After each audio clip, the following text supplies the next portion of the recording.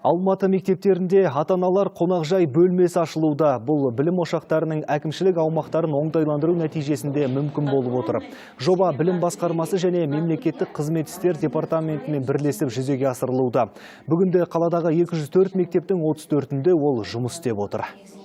Ата-аналар қонақжай бөлмесінің жасау мақсаты, ашылу мақсаты отбасы, мектеп, оқушы арасындағы тығыз қарым-қатынасты нығайту, ата-ана мен жаңа форматта жұмысты жандандыру, оқушы мен мектеп психолог арасындағы байланыстың белсенділігін арттыру болып табылады. Метрода адал жол несі ашылды.